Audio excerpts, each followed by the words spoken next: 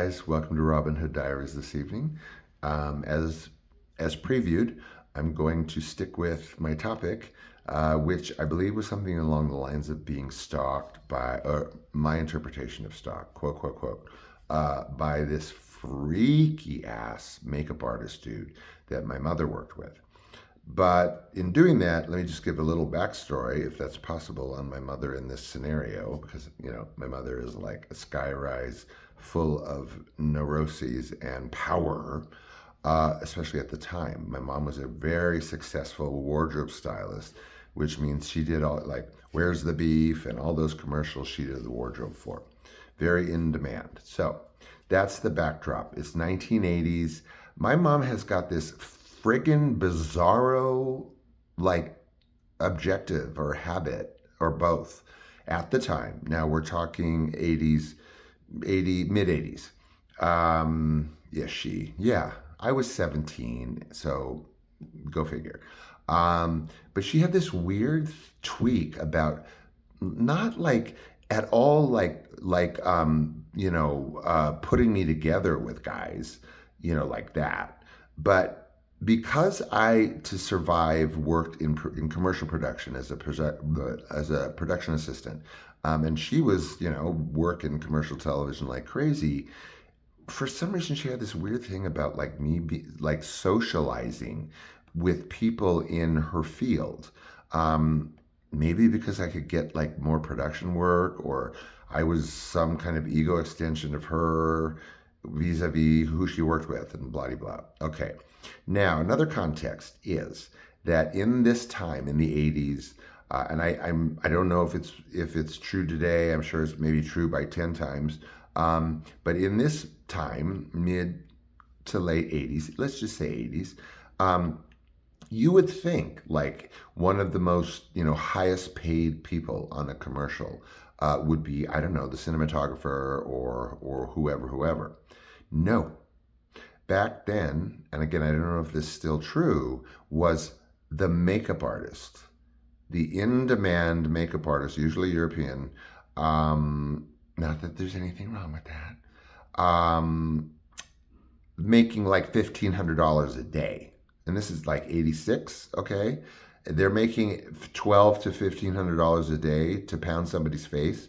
Well, so 2 times my mom does this weirdo like not setting me up on a date, but kind of maybe, but not really at all.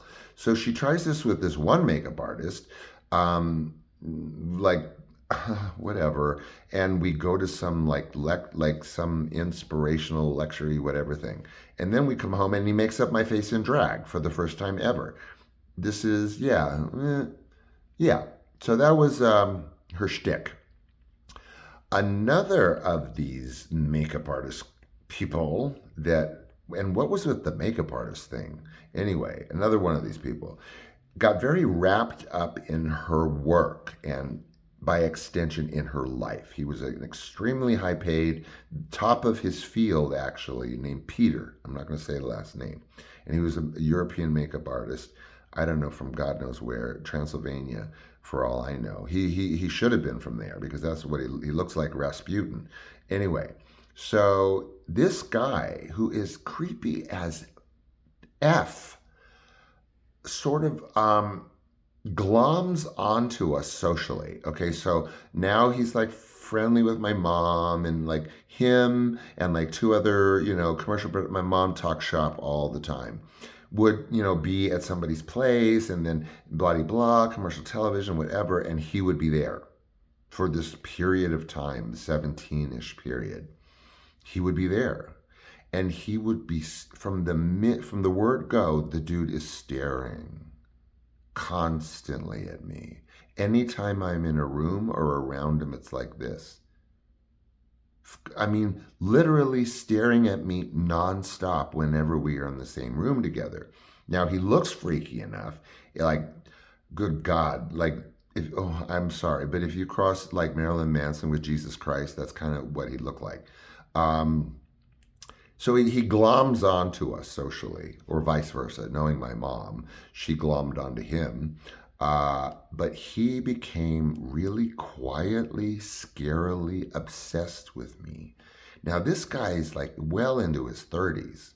What else is new for Sean, right? 14, 31. Oh, what's the difference? Read the book. So he gloms on, and then he's got this weird obsession, and then he's staring at me all the time. Now I'm kind of in these weird, a couple of times scenarios where one, my mom like sends me to like not location scout, but like pick up wardrobe at some rich house in Benedict Canyon. I had to go with him. And then there was some other thing to do, and I had to go with him. And then he would be there when the three people would be talking about commercial television. And he was there, and he was there, and he was there, and he was there. The dude would ask me the weirdest questions, and it had to do with my being gay, and it had to do with a huge inference that he always made in all these weird things that he would say to me, which I'll tell you, about being gay and about being closeted. And it was never said, but the way he spoke to me was really freaky. I mean, I'm like 17, and the Rasputin Jesus guy is like basically coming onto me with his eyes constantly because he works with my mother for $1,500 a day as a makeup artist. So, I mean, I'd never been in a situation like this. I was used to this, pimping me out to these people to get production work. But why with him? Good God. So he's creeping around our social life. Now, concurrently, my mom is planning this trip, this, like I said, vacation trip to Austria, to Vienna, and to Czechoslovakia. And it's for reasons. She has friends there. One of them, very close friend, very confidential person that I will not discuss. And then another artist, Gundi Dietz, very well-known Austrian artist, ceramics. And so there was that reason to go to Vienna, and then there was the other lady reason to go to Prague. So we vacation out there, right? Okay. So we're out there and we're there for a while, and I'm traveling with my mother and a very, very close friend of mine, sort of mini soulmate of mine. I'll just call her my best friend. So here I am with my mom, my best friend, and me in Vienna. And we're going about our business. There's a Fiorucci shop there, and there's all kinds of, like cool ass shit there. And it was just cool ass shit in Vienna.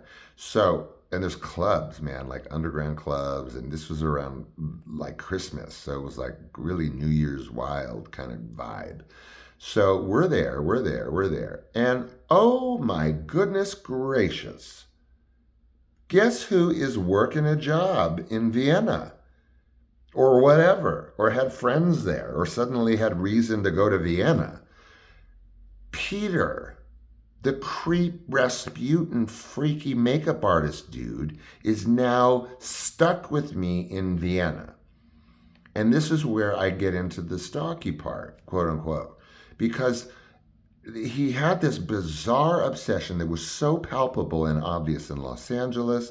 Then he knows we're going on vacation to Vienna, and he is European, and my mother and he run in the same social circles. So suddenly his obsession turns into a surprise, like right outside Fiorucci.